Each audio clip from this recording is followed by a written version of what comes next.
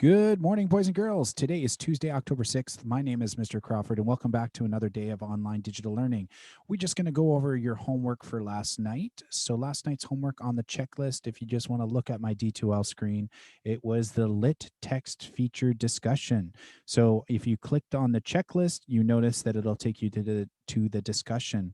The discussion was which text feature helped you understand the main idea of the article. And the article we read yesterday was Coming to Grips with Canada's Shameful Past. We talked about the 6 different text features in an article. The first one being the headline, which is kind of like the title of the article, the body, which is where most of the text is, the photo or photograph or image that obviously is the black and white photo of the residential school students, so the male students with the nun. We had the caption, which told you that the residential school was in Fort Albany. We had the byline, which is the author, where the author is, so by and then whatever the author's name is, and the publisher, which was teaching news to kids.com. So we asked you to use the wrap strategy. So restating the question saying the text feature that helped me understand the main idea of the article is, and you would say what the actual one you chose was. So that's the next part, which is answering the question. So the text feature that helped me understand the main idea of the article was the photo.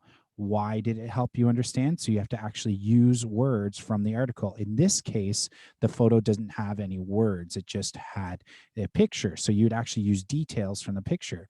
So you would say, the text feature that helped me understand the main idea of the article is the photograph, because the photograph provided a setting for what the residential school looked like, or details about what the residential school looked like. And you can say that there was some wood that was in the back stacked up against the wall. You could say also about the chalkboards or the nun that's standing close by.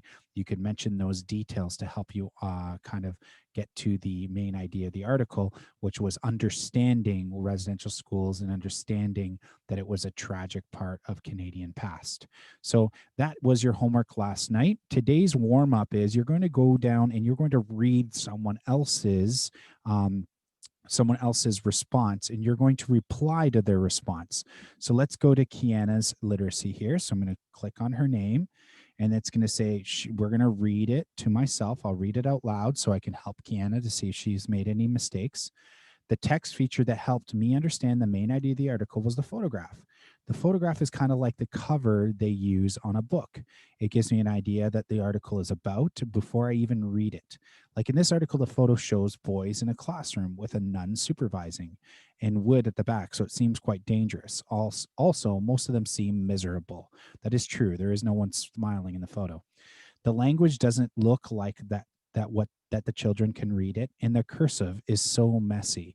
So interesting. So I'm going to say to Kiana, I'm going to find one interesting point that Kiana brings up, maybe something I didn't think about. So I'm going to go to reply to thread, and I'm going to say, hi Kiana. And I'm going to say, I read your comment about the photograph.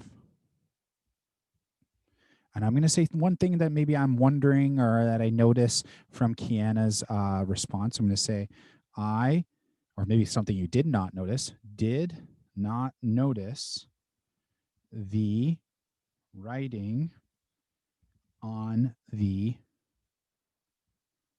chalkboard. That must have been hard for the Indigenous children to understand.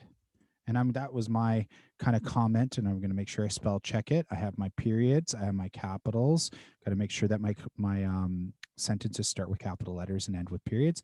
And I'm going to say, and I'm going to just post it. So that's my response to Kiana's. So that's this morning's warm up. You can do that while you're waiting for people to come to class, as well as while we're taking attendance.